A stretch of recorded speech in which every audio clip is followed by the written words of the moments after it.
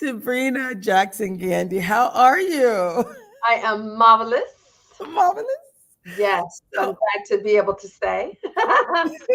Sabrina, we are leading a series that's called Getting Better Together. Right? It's part of this living powerfully experience, the work that I've been doing that you do as a transformational coach as well. How excited are you that we get to show up in community with the level of true consistency, bringing people in to an opportunity to truly change their lives? How exciting! Well, it was wonderful to be there in the room last week as one of the panelists and see how eager, hungry, excited, inspired everybody was, how forthcoming everybody was. Everyone in the room didn't know each other. And we also had people joining virtually, but it was just beautiful to see how we are at that point where we are now ready to stop so much of the individualism and I must do this alone and I must do this by myself, to realize there are others that are in a very similar place and space and are ready to get better together. So it's a beautiful spot to be in, and it's a great thing to see happening. Yes, I just wanted to say thank you for showing up in such a authentic way. I mean, each person they were so honest, they were so open. People were willing to just lay it all out on the table, and I think that's really the one of the big keys, right? We're going to be talking today about the next level, right? The questions we asked last week, I'm going to have Nathan pull them up real quick, but we asked 4 questions last week. We said, why is it better that we do this work together? And you just talked about that. You just gave us a little bit of the why, right? We know we're able to optimize the experience. You're 500% more likely to complete any task when you do it in community, right? That's why colleges have gone to cohorts. It's because you do it in a way that allows you to thrive with others. Yes.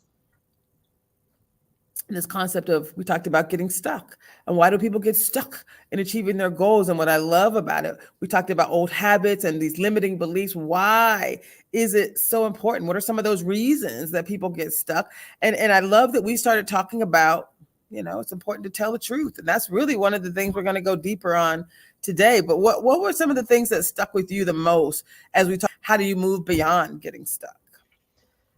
Well, I just love the diversity of the panelists that you had, for one, because it was kind of like talking about an elephant, and each of us had a different perspective of the elephant that we were sharing about. But all together, we had this whole elephant conversation, so to speak. And Yes. there are so many wonderful directions you can come from when you are doing this kind of, wealthier, happier kind of work that you're doing. There's spiritual, there's psychological, there's transformational, there's mental, and we got to hit it from all angles. So I really enjoyed hearing all the perspectives. Like, it gave a whole 360. Because some people, coming through the spiritual door is the door that resonates most with them. Some coming through the healing door, the emotional door, the mental door. So regardless of what door you need to come through, it's available through this series. So I think that's one of the things that I enjoyed the most hearing and being a part of, and also how forthcoming the audience was, Right. to share and be forthcoming, because that's a new muscle, right? That's a new muscle, to bring your voice forward when there are other ears that are going to be hearing you, not just you talking back to yourself. So I Right. love the better together, the community collective piece. So powerful. I love it. We did have people say, we talked about why is it so important for us to tell the truth, to share our stories in community. And we had people actually talk about, how healing it was to just say it, hear someone else share it, and to realize that they're not alone. So when you think about being empowered, someone tells their story, they talk about the healing that they were able to experience or that they are in the process of experiencing, and then really being able to move forward to say, this is what I did. This is how I'm empowering myself. That in itself is empowering. But we also have people say, I wasn't about to say anything. Yeah. Like, right, like when the cameras went off, we were in here for an hour afterwards still talking. And so today we're going to make it a little shorter in the room, online rather, so that people in the room feel like they have some time to explore and to talk even deeper. But yeah, you had a lot of valuable confirmations that it is so much better when we do this together. And the scientific side for me was like, it's guaranteed to work if we work it, and people were willing to do the work, right? It's not just, going to be easy. It's work. We got to do the work. Talk about that. Talk about doing the work. Well, two things. One is going back to your first question, is the beauty of doing something like this collectively is we have a chance to see that the human experience has only so many varying stories. Like, we think we're the only ones that have experienced something. And then we hear someone else share about a core similar denominator. And so it has you feel connected to other people. It has you realize that your experience is not as unique and not understood by anyone else as you may think. And that other people have had it in their lives in different ways, of course, because our lives are not cookie cutters. But the human experience has these recurring themes that show up in each of our lives. And you can miss that if you are not doing work collectively, like in this particular case. Then the second part, the other question you asked me, would you state that one again? I wanted to be sure to speak to that. You asked me a second question. Would you say that one again for me? So I don't even know what I asked. Debrina, this is intentional and organic. I'm just making this up. I don't recall what I asked. I think, did you ask me about truth? Oh, maybe. I'm not sure. I'm so sorry. I wanted to talk about that, the human journey piece, and how doing it together is really powerful. You really do feel connected and realize you are not alone. Neither are your experiences.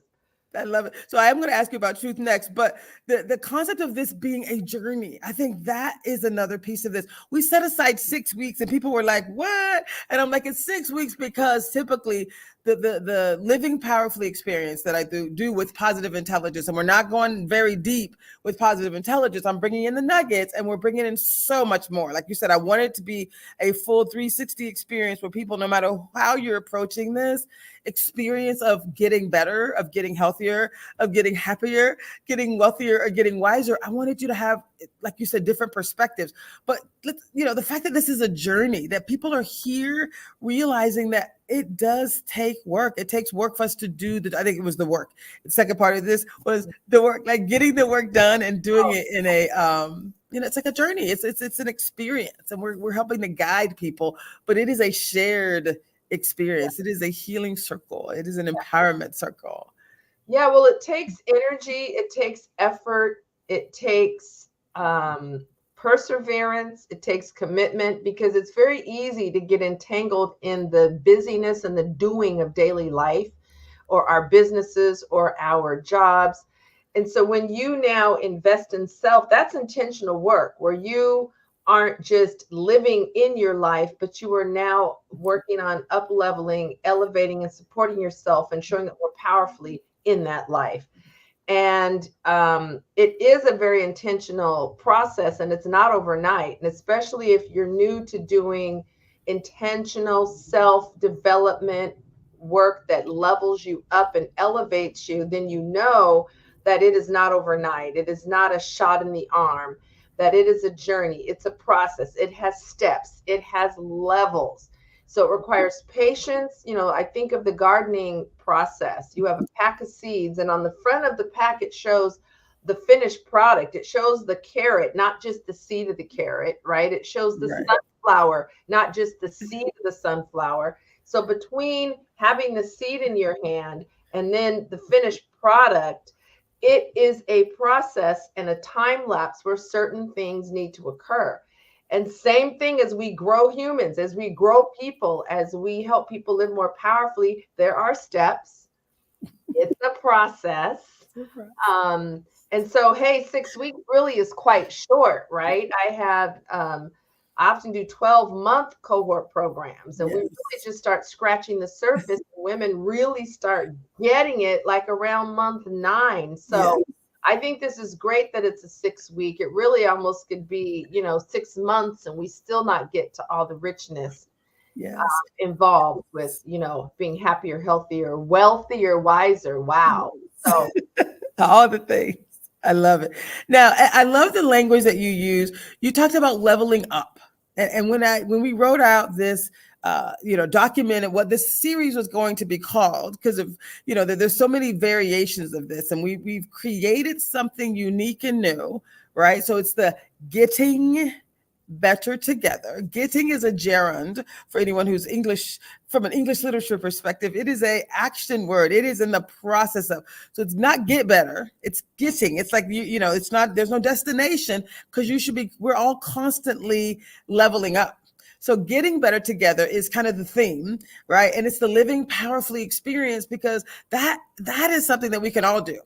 And when we say getting better together, we say getting healthier, getting happier, getting wealthier, and getting wiser. That doesn't mean you're not healthy or wealthy or wise. It doesn't mean, it means what is the next level?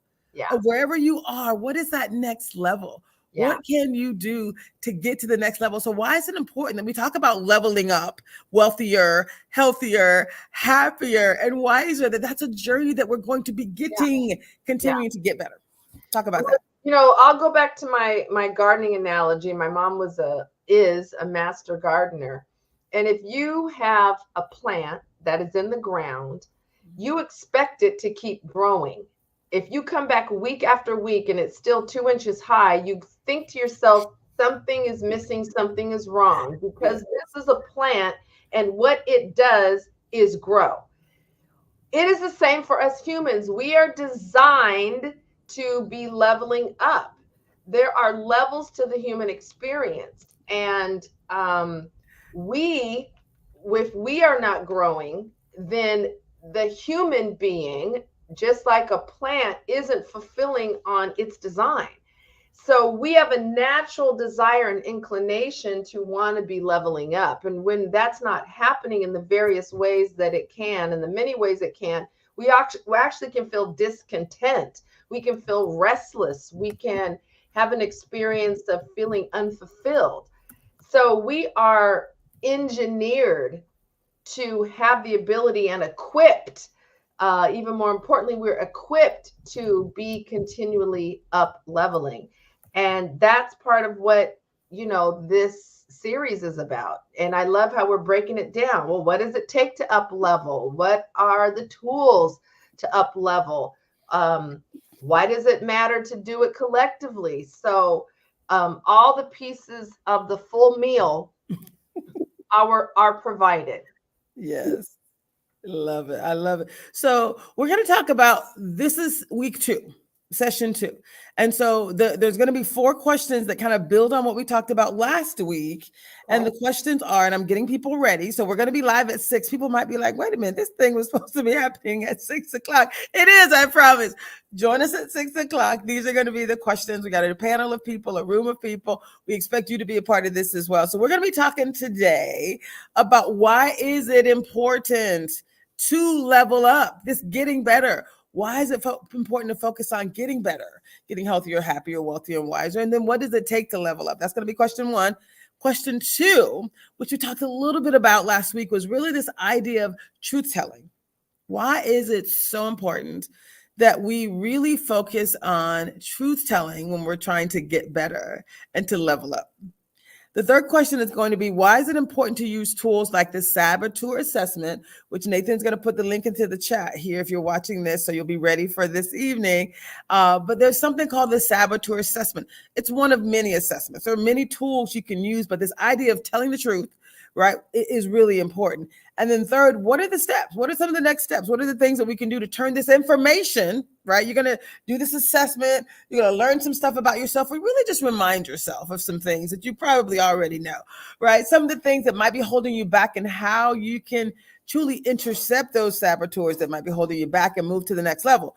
So we're going to talk about that. And then we're going to really focus on that information, turning information into activation. That's what I love. So Debrina, real quick, I'm going to bring you back to this concept of truth telling. We talked a little bit about this last week. Why is that such an important part of getting better? or becoming unstuck and getting rid of those limiting beliefs? Why is truth telling so important to ourselves, not just to other people, but being honest and truthful with ourselves? Well, yeah, truth telling starts with self and it ripples outward. One of the things that we often don't realize about truth is that it has a frequency. Vibrations are measured in frequencies, and there's a whole scale of frequencies in the human experience. Yes. And the higher the frequency, the higher the vibration. And we are designed to be operating and holding a certain level of vibration in our bodies. And that represents health. And that represents a positive self-concept, et cetera, et cetera. So truth actually has a frequency. And if we use a reference of scripture, it says the truth shall make you free. So operating in that frequency with ourselves, with others, it makes new things become possible and available to us. So at the very basic level, truthfulness can be starting with the mirror in the hand. Because if I have spinach in my teeth, I don't know unless I have something that can reflect back to me how I'm showing up, right? You can't necessarily feel it, right? And so it's the same thing with the happier, healthier, wealthier, wiser, is what's the equivalent of the spinach in our teeth in each of those areas that we're not able to see without some tools and aids. Right. And if I'm going to a networking event and I have spinach in my teeth, it will be distracting. People won't be able to hear me. They're just looking at the spinach in my teeth.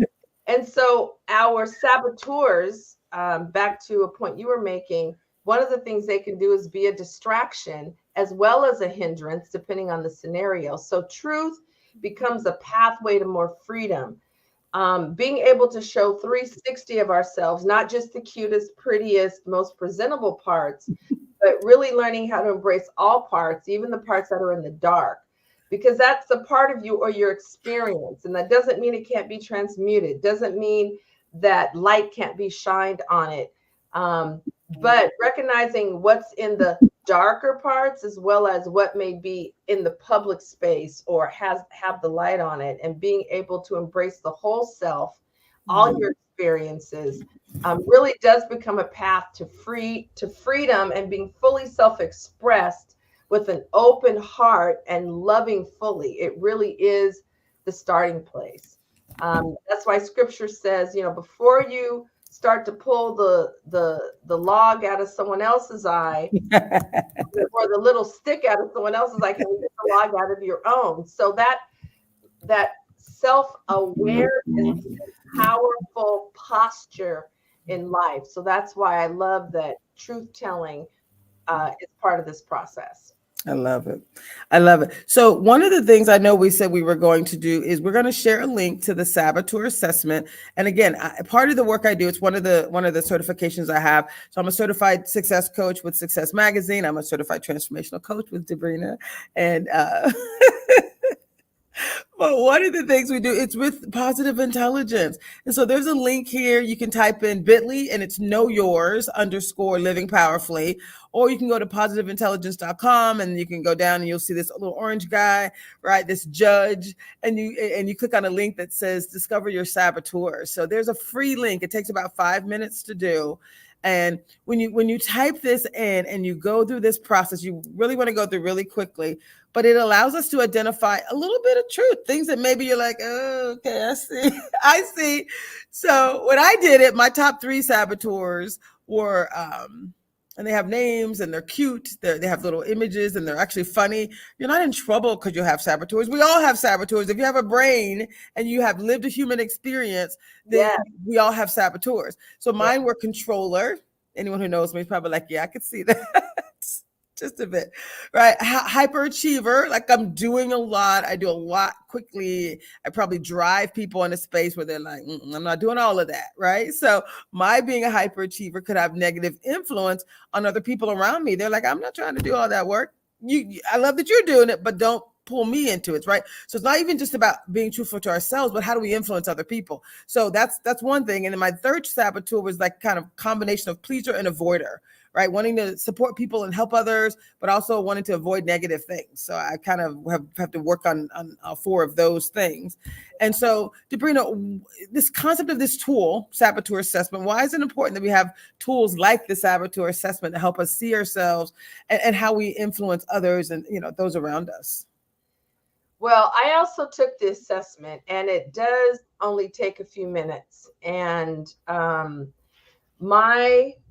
and it's out of 10. So that's really cool too, because you can see on that scale of 10 for each of the saboteurs where you might land. So there was a few of those that I was beyond the 50% mark, or beyond 5 if it's out of 10, slightly below the 50% mark. Mine was hyperachiever, controller, and stickler.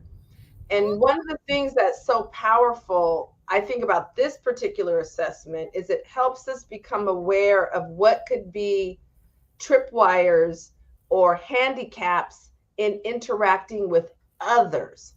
And a lot of times we might know our own personality style or our own likes and dislikes, but we may not be aware of, in the presence and company of others and in our interactions and relationships with others and all the spaces that interactions are required in our lives, how do we tend to show up and what things to be mindful of so it supports the interaction and doesn't interfere with the interaction.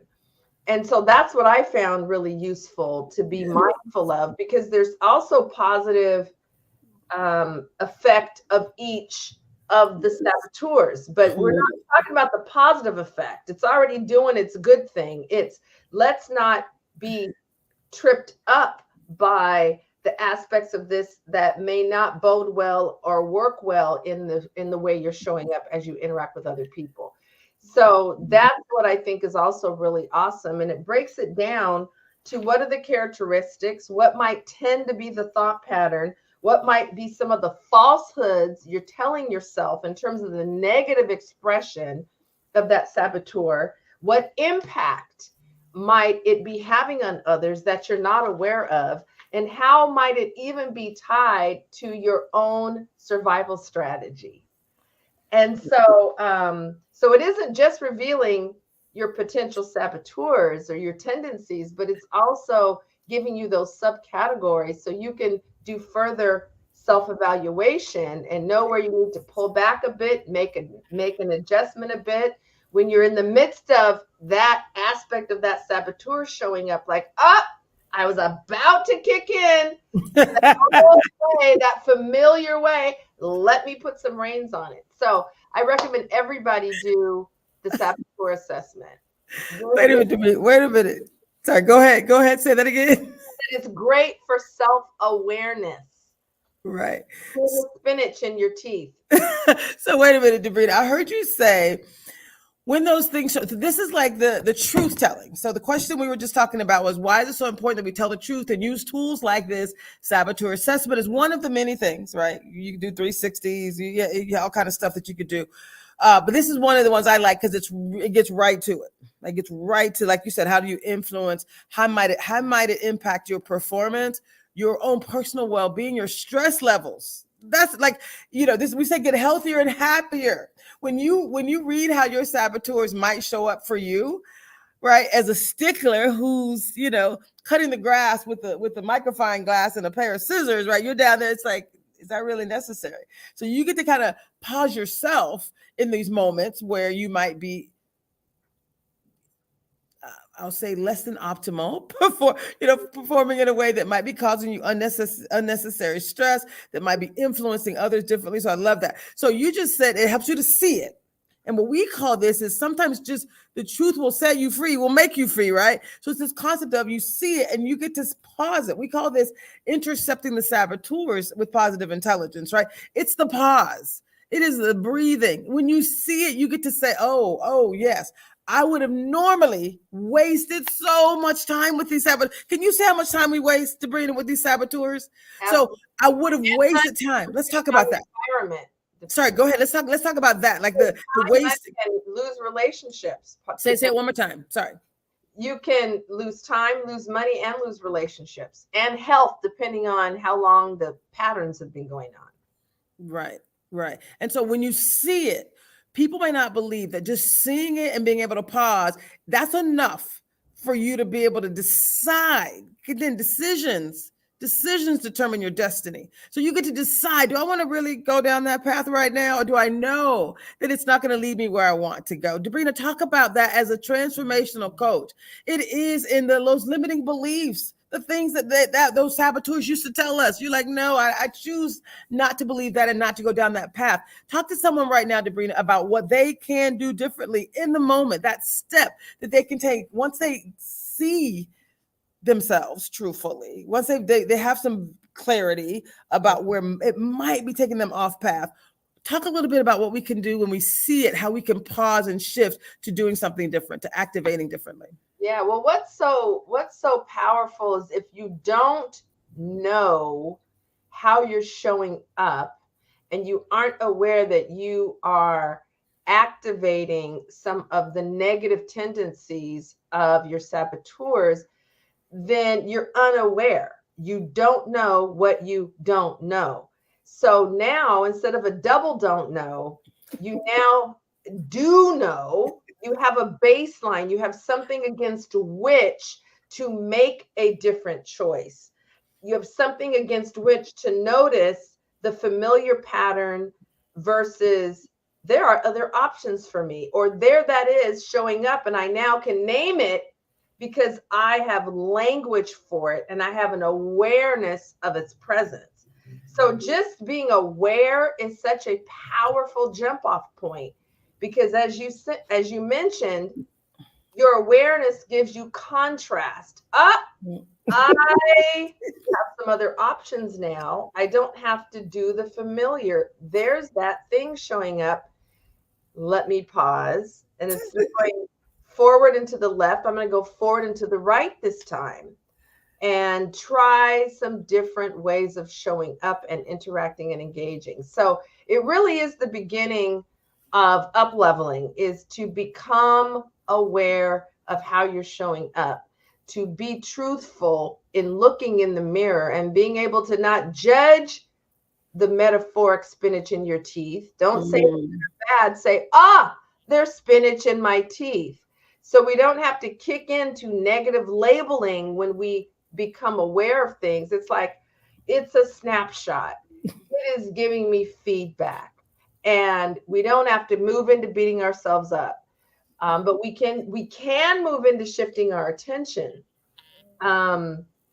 instead of however we were directing our attention previously. Maybe you gave that example, I love it, of cutting the grass with the magnifying glass and a pair of, micro scissors. It's like, okay, let me shift my attention to a slightly bigger purview versus each blade of grass. So yes, these are square ones for all of us. Awareness, being truthful, and this assessment really helps you to see how you're showing up, so you can then go forward making different decisions, and then the choices that come out of those decisions. And yes, there's deeper healing work involved, because this also talks about thought patterns and beliefs, which are take some additional muscles to really clear and clean out the causative stuff. But just being more aware gives you lots of ammo to begin making different decisions. I love it. So we talked about moving, taking this information and then turning it into an activation. I like to say move beyond courageous conversations to intentional activation. So also you talked about having a plan. Like once you see them and you're like, okay, I know what would normally happen. I'm about to have a meeting. I'm a bit of a controller and a hyperachiever. I'm going to be with some people that might have different saboteurs. So I'm going to plan ahead, right? I'm going to lay out this is going to be a different plan of action. And then here's some other things. Here's some options that I'm going to take when dealing with someone that maybe be totally opposite than me, but I can see, okay, now I understand their saboteurs as well, right? So being able to share them in community is also powerful. So as we talk about, we're going to talk about two things as we close, but this concept of information to activation, right? Like that's critical. You just talked about knowing. It's half the battle, right? We talk about AAA, right? Awareness, action, and accountability. So it's the awareness that allows you to take new actions, and the accountability is something that we hopefully can hold ourselves accountable. But Sabrina, we talked about it before. You can want a thing and not really be ready to do something different. Yeah. So let's go back. Let's circle back to where we started the last session. You can want to be different. I know people who I love and adore who said, I want to do differently. We're in the middle of the thing that they said they wanted. Now, it's hard to say for someone to say, I want to lose weight, and then they're about to pick up a cookie and you're like, That has to be from inside, because who are we to tell someone which cookie they should eat or which one they shouldn't? But like this concept of saying, connecting with someone and perhaps asking about the opportunity, are you really ready to do something different? Like, do you want it, or are you really ready to take different actions? Talk about that real quick. We have to remember, this piece about the saboteurs talks about the survival factor. I call it your survival strategy, your strategy for making it through life. So there's a payoff to however you've been showing up and doing things. Now, the negative consequence may not yet have exceeded whatever the payoff is. And that is why we can stay in things and say, I want something different, but we haven't kicked into readiness, where you're like, hold up, the payoff, I'm ready to relinquish the payoff for an even greater one if I heal this, if I address this, if I acknowledge this. And so it's not, the payoff doesn't matter, but what if the payoff, the benefit, the reward, the gain is even greater than the piece we're hanging on to out of fear? So, for example, one of the other great things about this is you can begin with the opposite. So, for example, let's say you mentioned being an avoider, right? And a lot of, especially women, I've noticed, because I do a lot of transformational work with women, that one of the ways we avoid is we stifle and silence our voices. And so in my cohorts, one of the guidelines for how we engage is that you have a commitment, even in being here in this course with Sabrina Jackson Gandy, that one, your voice matters in the space. Your thoughts matter being brought forth with your voice. And you don't get to be on the bleachers watching other people. You get to get on the field. So what would the opposite be for an avoider that normally is observing but not sharing, listening but not contributing to what's being verbally shared? Here's what the opposite would look like. Sabrina says, who would like to share, or who has a question? And I force my hand up, right? Force it up, because my inclination, right, is to just sit here and participate in only one dimension of the experience, which is the listening side. And so we don't have to, go get too profound and heavy. Oftentimes the opposite is what, like, if you're always talking, what's the opposite? Let me now learn how to listen well, right? So often the opposite becomes the pathway to help us begin to break the grip of the old behaviors and patterns that those saboteurs have formed for us. So, we don't want people to overthink it. Where do I begin? Okay, do the opposite. I tend to okay, now let's work on listening well. I tend to silence my voice. Okay, let's work on bringing your voice forward, right? I tend to procrastinate. So today I'm going to take a half a baby step instead of spinning in my mind. So the opposite can help us begin the forward movement as well. I love it. And I love that we have talked about, as it relates to being a transformational coach, it's the work I love to do as well. And I know we talk about limiting beliefs, those things that actually we truly believe. And when we think about limiting beliefs and turning those into powerful beliefs, right? Those empowering beliefs. It's the opposite. It's just the opposite. You don't, like you said, you don't have to complicate it, right? A limiting belief says, you know what, if I'm a hyperachiever, I gotta get another certification in order for people to want to pay for my work. I am over certified. I am over. Stop. Like, really, like, just show up in community, and the right people who want to do the next level of work will show up, and they'll be willing to do right. So for me, like, I've had some thoughts in my head that aren't true. We all have. And so it's the opposite. I got to do another thing. I don't have to do another thing. I just need to show up and do what I do. Right. And so I think that is important too. How do you change the status quo for yourself?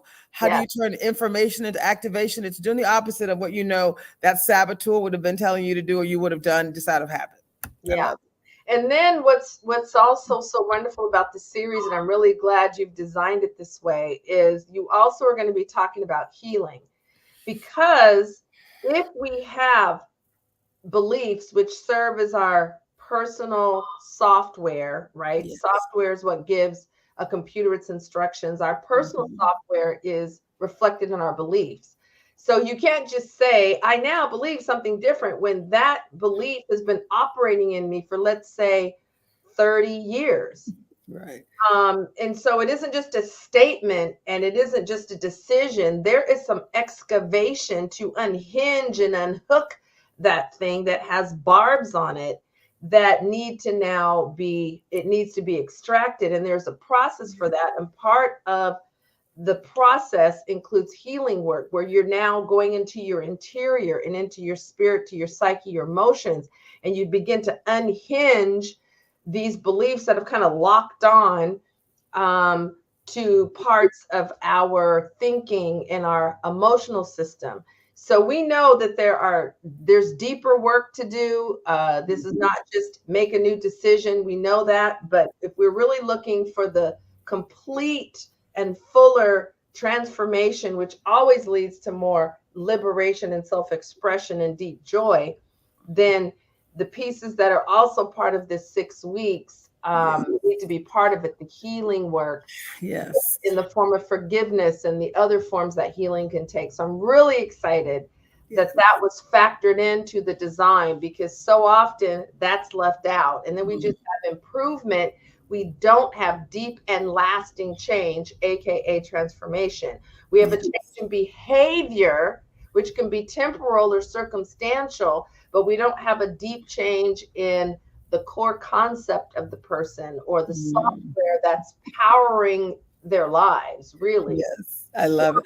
I love it. That's a part of it. Yes. I'm so glad you mentioned that. So as we close, because we're gonna talk about next steps, we talked about this concept of turning this information into activation, to doing things differently, and you mentioned this concept of forgiveness work. Healing, empowerment, and healing are connected, right? Because we're not saying we don't want short-term empowerment. We want long-term transformation, right? That's where the healing comes in. So is there anything you want to share to prepare people? So we have week 1 was about really creating a space for people to understand that their ability to change is within them, right? It's really this concept of we have the power to change.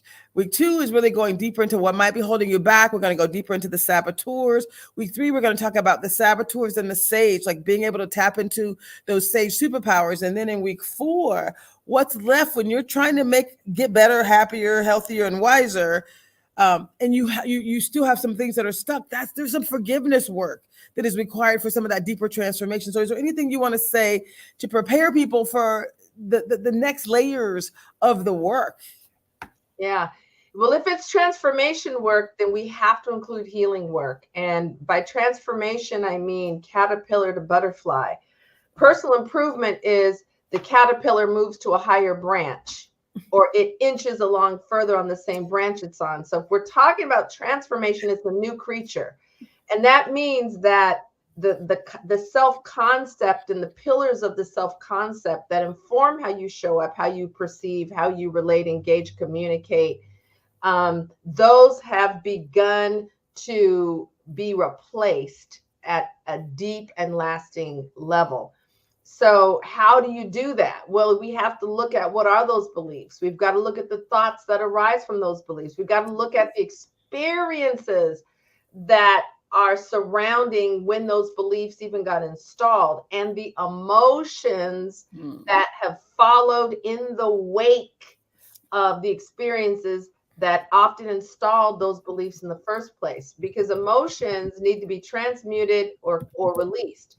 And otherwise, they stay in your system, especially low level emotions. If they keep accumulating and building up and they're not either released or transmuted, they can create health challenges. Dis-ease can begin to manifest in your body. We are the sickest industrialized country. We have such an accumulation of low level negative emotion in our systems that it makes us the sickest country, even though we have technology and wealth and all these things.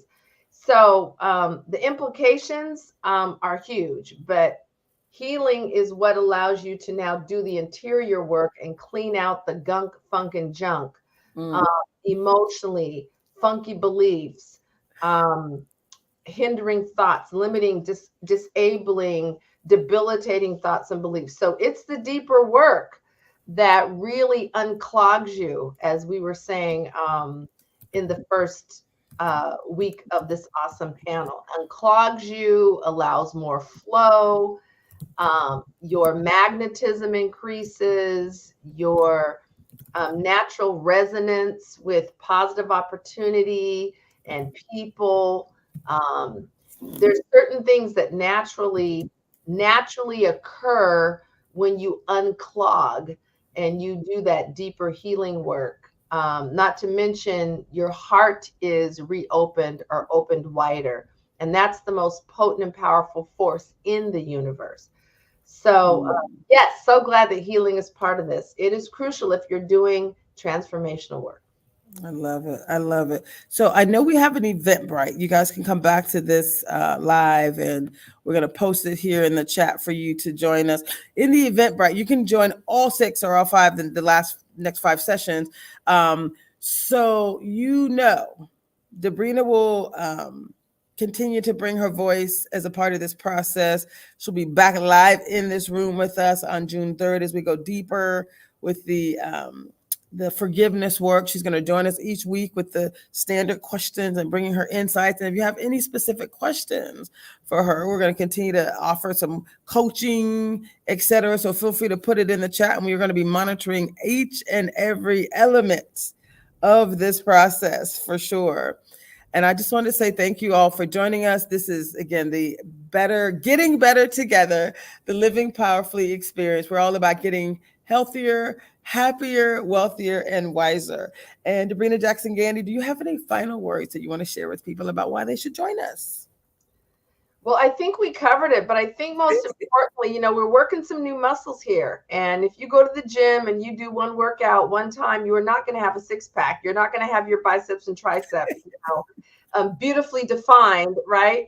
So the same way as gardening, the same way as going to the gym for our physical bodies, you have got to have staying power. You have got to have commitment, and you've got to be willing to put forth the energy and the effort and work the muscles over the weeks of this series. So just remember that patience, persistence, diligence, commitment, and the fruit will come, but you got to invest the energy and the effort and the commitment and have the will. I love it. I love it. I love it. Thank you so much. Thank you. You're wonderful. This is just incredible. Thank you. Appreciate you.